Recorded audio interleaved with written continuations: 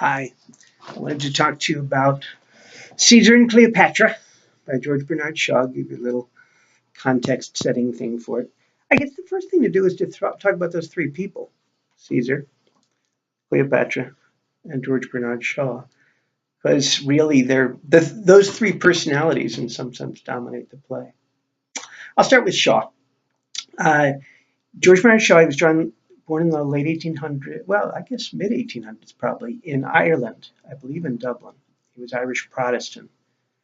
And he grew up poor. He was a self-made man. And eventually he got to England. He lived there for the rest of his life.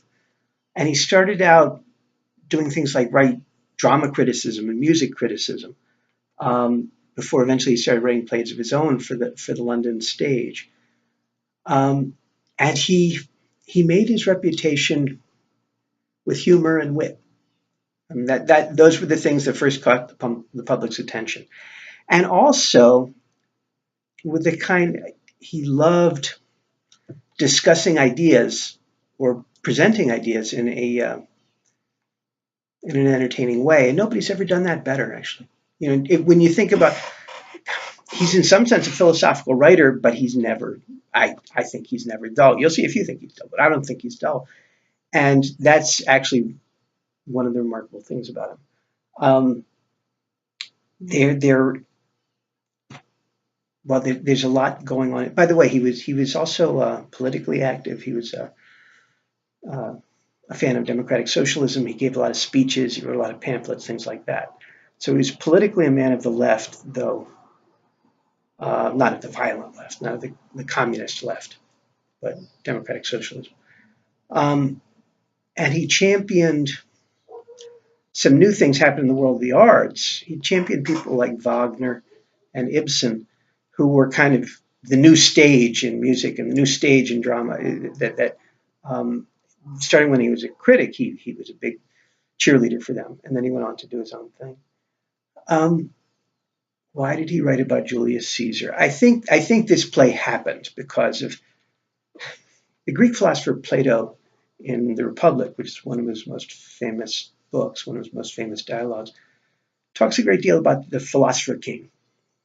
Plato thought that the only people fit to hold power are people who don't really want it.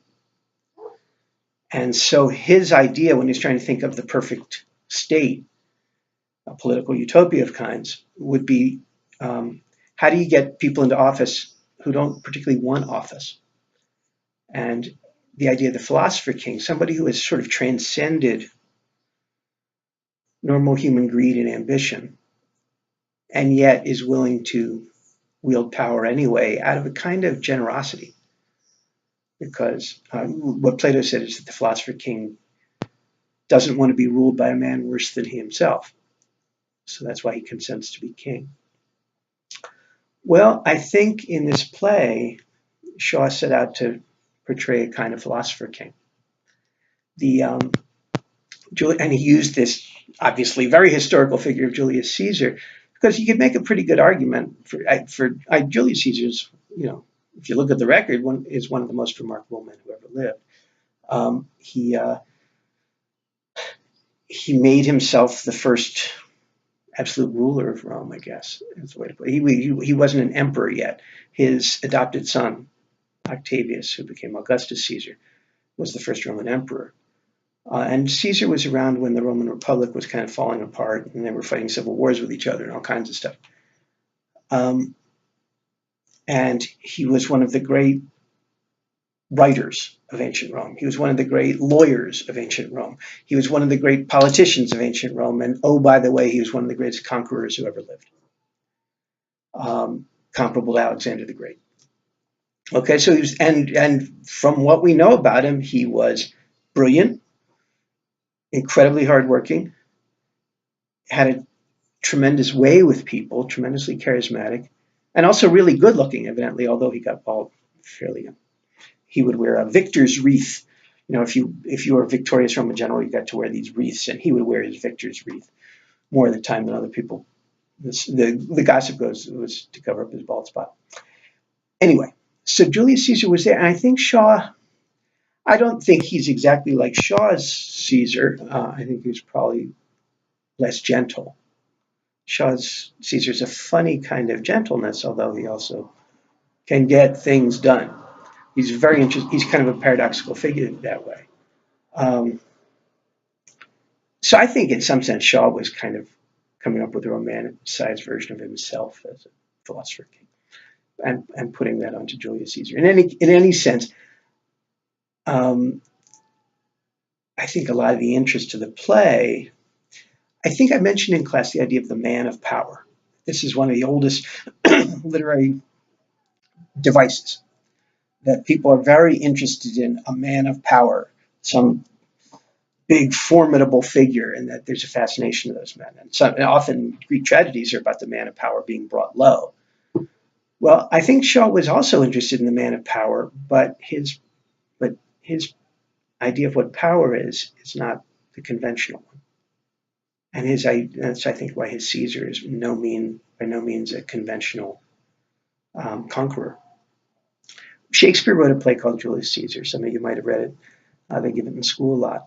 And in Shakespeare's play, Julius Caesar is sort of strikingly unremarkable. The memorable characters in that play aren't the title character. Brutus and Mark Antony are the most memorable, and maybe Cassius are the most memorable and interesting characters in that play. Julius Caesar is sort of a pompous doofus in Shakespeare. Well, not in Shaw. Okay. And by the way, Shaw was always kind of looking over his shoulder at Shakespeare, the way Kobe Bryant might have looked over his shoulder at Michael Jordan. He wanted to be a great playwright on the English stage, and if you're doing that, the shadow of Shakespeare falls pretty far. And so he's always sort of talking about Shakespeare in various essays and stuff like that. And they have a kind of Oedipal relationship where the son wrestles with the father. Anyway, so that's perhaps one other reason, because Shakespeare wrote Julius Caesar, and he also wrote a play, Antony and Cleopatra, which is about Cleopatra and Mark Antony, who gets mentioned in Shaw's play and who was Caesar's protege. So, in some sense, Shaw is revisiting Shakespearean territory, but in a different way. So I think that's why he wanted to write about Julius Caesar. And then why Cleopatra? Because there are lots of periods in Caesar's life that he could have written about. He doesn't write about when Caesar conquers. He doesn't write about, mostly, his big military campaigns. He doesn't write about when Caesar's killed. He writes about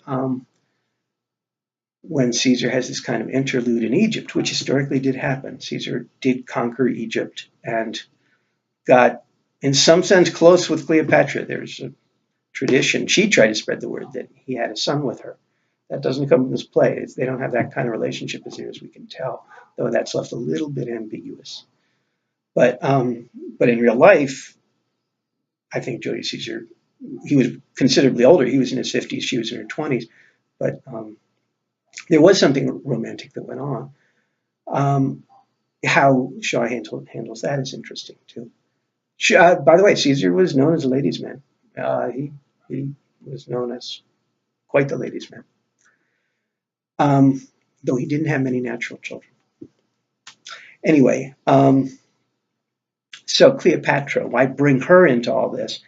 Well, she's a figure of enormous fascination. If you talk about the man of power as a kind of archetype, as a figure that people have always been interested in, Cleopatra fits into a different archetype, a different facet. She's in some sense the woman of power, kind of an emblem of that, but especially the woman with sexual power, who through her seductiveness twists men to her will.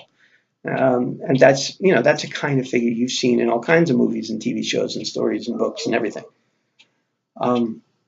It's a very old archetype, and Cleopatra is a historical figure who's been kind of meshed in with that.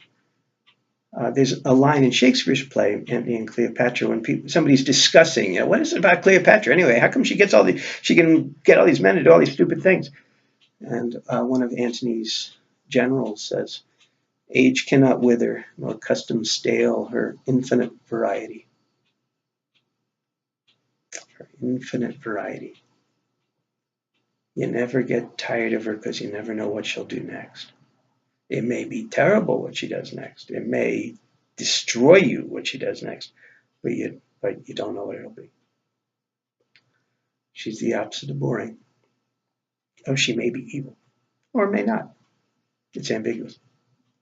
Okay, so anyway, so she's traditionally been that kind of figure.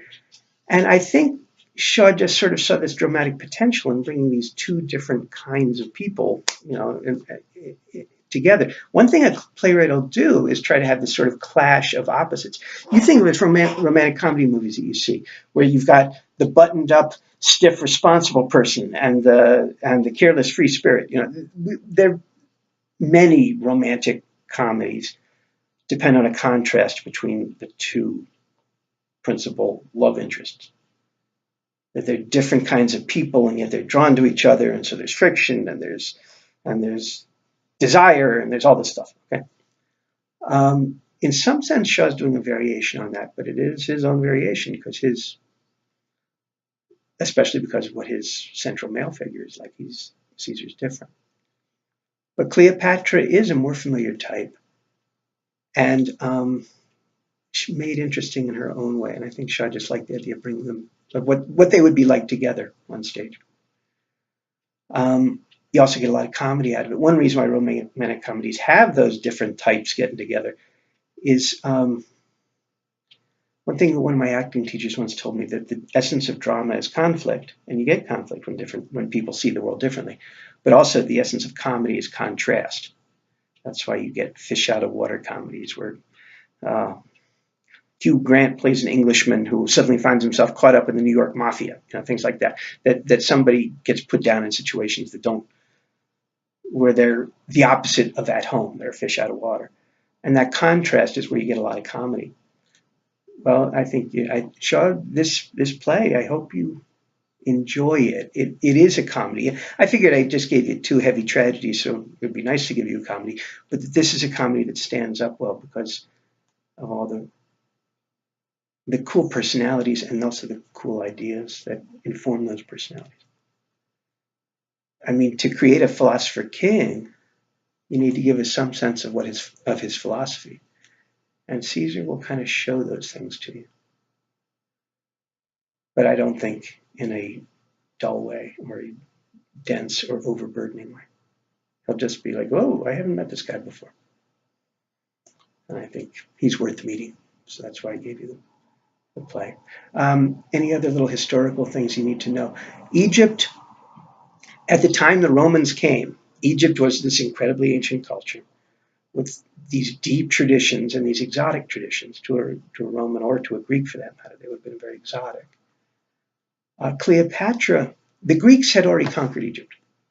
Alexander the Great had done it and created the city of Alexandria, named after him, which is up on the Mediterranean coast.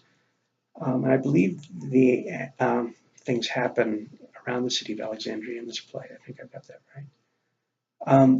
But anyway, and after him, when Alexander died, one of his generals, Ptolemy, kind of inherited. His generals split up Alexander's empire, and the general Ptolemy, who was a Greek, got Egypt basically when they did the divvying up, and that became the Ptolemaic dynasties in Egypt, which lasted for a couple hundred years, maybe 300 years. And Cleopatra was the descendant of that. So she was really the descendant of Greeks who had come in to rule Egypt. And she was a combination of both traditions, really. And then the Romans eventually come, and Caesar's adopted son, Octavius, eventually won a big battle. And from then on in the Roman Empire, Egypt was a province of the Roman Empire. An important one because it grew a lot of the food. It was kind of the breadbasket of the empire. Okay, so there's all that historical stuff in the back. Oh, I guess I should also mention who Pompey is, because he comes up. Pompey the Great, Pompey. He was Julius Caesar's great rival to be the top dog in Rome. And they fought a civil war that had ended not long before the play begins. And Pompey historically did take refuge in Egypt, and the Egyptians basically cut off his head and presented it to Caesar because they wanted to be on Caesar's good side. So that is historical. And before that, Pompey, and for a long time, Pompey and Caesar were political allies. And Pompey even married Caesar's daughter, who died young. and both men were very grief-stricken by it. And then eventually, Pompey and Caesar kind of turned on each other and fought it out. Rome had a system for a while in the late days of the Republic where they had these triumvirates where three big shots would get together and be allies. And then eventually the weakest of the three got kind of carved up and thrown away. And then the two left turned on each other. That happened with Caesar, Pompey, and a guy named Crassus, who was the third one in the first triumvirate. And then it also happened with Mark Antony, Octavius Caesar, and a guy named Lepidus. If you read Julius Caesar, you'll kind of see how that stuff was worked out. Okay, so I think hopefully that's enough. I'm going to just keep babbling at you. All right, so there. I hope that all helps. Take care.